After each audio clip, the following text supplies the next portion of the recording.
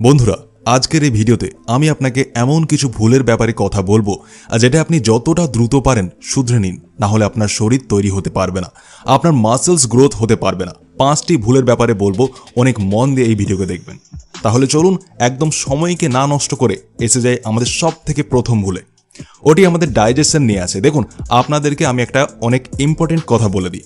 যদি আপনি বডি বানাতে চান তাহলে আপনি যেই খাবার খাচ্ছেন, যেই প্রোটিন নিচ্ছেন, ওটার হজম হওয়া অনেক বেশি জরুরি। আপনি চান তো যত প্রোটিন নিতে থাকুন, ওটি যদি হজম না হয়, আপনার শরীরে না লাগে, তাহলে আপনার বডি কোনোদিনও তৈরি হতে পারবে না। এই জন্য আমি আপনাদের বারবার এটা বলি যে আপনার ডাইজেশনের খেয়াল রাখুন। এটা রাখা অনেক জরুরি। আর ডাইজেশনকে কিভাবে ঠিক করবেন, কিভাবে যেটাই আপনি খাবেন ওটি আপনার শরীরে হজম হবে, এর উপর আমি একটি স্পেশালি ভিডিও বানিয়েছি। আই বটনে আপনি দেখে নিতে পারেন বা ডেসক্রিপশনে লিঙ্ক দিয়ে দেবো, একবার ওটিকে অবশ্যই দেখে নেবেন। এরপর আসি আমাদের টিপ নাম্বার 2 এ, যেটা আমাদের দ্বিতীয় ভুলটি হয়। ওটি হলো আমরা সকালের ব্রেকফাস্টকে গুরুত্ব দিই না, ভালো প্রোটিনযুক্ত খাবার খায় না সকালে। অনেকেই চা বিস্কুট খেয়ে কাজ চালিয়ে নেয়। এটা একদমই ভুল। দেখুন, আমি আপনাকে একটা কথা বলে দিই। যখনই আপনি রাত্রে ঘুমিয়ে ওঠেন, তো আপনি প্রায়শই 7 থেকে 8 ঘন্টার ঘুম নিয়ে নেন। এতটা ঘুম আমাদের নিতেই হবে। এরপর যখন আমরা সকালে উঠি, আমাদের পেট একদম খালি হয়। সকালে সবাই মুড়ি চা বিস্কুট খেয়ে নেয়, কিন্তু প্রোটিন বা প্রোটিনযুক্ত ফুড কেউ নেয় না, যেটা অনেক ভুল একটা জিনিস। আমি আপনাকে বলে দিই, যদি আপনারা সকাল সকাল প্রোটিন নেন, তাহলে আপনার বডিতে ওই অ্যাবজর্পশন বেশি হবে, আপনার প্রোটিন সিনথেসিস বাড়বে শরীরে। আপনি যেই প্রোটিন নেবেন সকালে, ওটি আপনার বডিতে পুরোপুরিভাবে লাগবে। তাই এই জন্য সকালে উঠে আপনারা নাস্তায় প্রোটিন বা প্রোটিনযুক্ত ফুড অবশ্যই নেবেন। এরপর কথা বলি তৃতীয় ভুলের, যেটি হলো do warm up before exercise. দেখুন, এটা অনেক বড় ভুল আমরা করে থাকি। যখনই আমরা এক্সারসাইজ স্টার্ট করি, তখন আমরা ডাইরেক্ট আমাদের ডাম্বেল উঠে নিই, বা যদি ঘরে ব্যায়াম করি তো ডাইরেক্ট এক্সারসাইজ করতে শুরু হয়ে যায়, যেটা আপনাকে একদমই করা যাবে না। আপনাকে মিনিমাম 10 মিনিটের ওয়ার্ম আপ করা অনেক জরুরি। ওয়ার্ম আপ আপনি কীভাবে করবেন? আপনি হালকা রানিং করতে পারেন, জাম্পিং জ্যাক করতে পারেন। জিমে যদি ব্যায়াম করেন, তাহলে প্রথমে হালকা ওজন উঠিয়ে ব্যায়াম করুন, তারপরেই ভারী ভারী ব্যায়াম করুন। এমন করলে আপনার বডির জন্য অনেক ভালো হবে।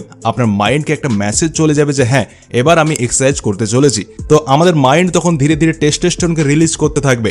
আমাদের বডি বানানোর জন্য অনেক জরুরি হয় এই হরমোন। এরপর কথা বলি যেটা আপনাদের সব থেকে বাজে অভ্যাস। এবার কি ওই বাজে অভ্যাস, ওর ব্যাপারে তো আমি কথা বলবো না, কিন্তু যদি আপনারা আপনার মাসেলসকে গ্রো করতে চান, আপনার শরীরকে মাস্কিউলার বানাতে চান, তাহলে আপনাদেরকে আজ থেকেই এই অভ্যাসকে ত্যাগ করতে হবে। দেখুন, আপনাকে অনেকে বলে থাকবে যে ওটিকে আপনি একবারে ছেড়ে দিন বা একদিনে ছেড়ে দিন। তো আপনাকে এমন করা যাবে না, কেননা আপনি যত আপনার মনে চিন্তা করবেন ওই অভ্যাসকে ছাড়ার জন্য, অতটাই ওটি আপনার উপর চেপে বসবে, আর আপনি বারবার ওই জিনিসকে করবেন। তো আমি আপনাকে এটা রিকমেন্ড করব যে আপনারা যদি ওই অভ্যাসকে ছাড়তে চান, তাহলে ধীরে ধীরে করে আপনারা ছাড়ুন। তখনই আপনার শরীর মাস্কুলার তৈরি হতে পারবে, আপনার শরীরে শক্তি আসতে পারবে, যে দুর্বলতা আছে ওটি দূর হতে পারবে। একবারে ছাড়ার চেষ্টা করবেন না, ধীরে ধীরে ছাড়ার চেষ্টা করুন। যেমন আজ একটু করলেন, তারপর কিছুদিন পর একটু করলেন, এমন করে করে আপনারা ছাড়ার চেষ্টা করুন। একটা কথার খেয়াল রাখবেন যে কোনো জিনিস এতটা লিমিট না ক্রস করে যায় যে আপনি বেরিয়ে না আসতে পারেন, যেখান থেকে আপনার শরীর না খারাপ হতে থাকে। আপনার শরীর থেকে এনার্জি বেরিয়ে গেলে আপনার শরীরের জন্য একদম ভালো হয় না। তো আজ থেকেই আপনারা ধীরে ধীরে করে ওটিকে ছাড়ার চেষ্টা করুন।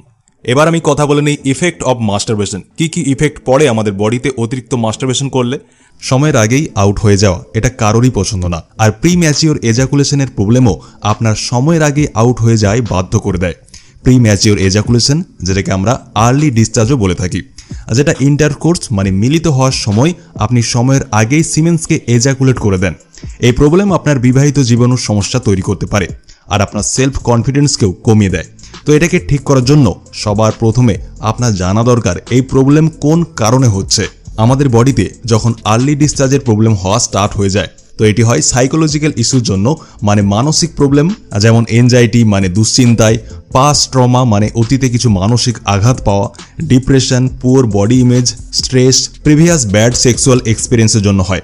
বা যদি আপনার ফিজিক্যাল মানে শরীরের কোনো প্রবলেম থাকে, যেমন হাই বিপি, দীর্ঘদিনের কোষ্ঠকাঠিন্য, অনিয়মিত হরমোনের কারণে।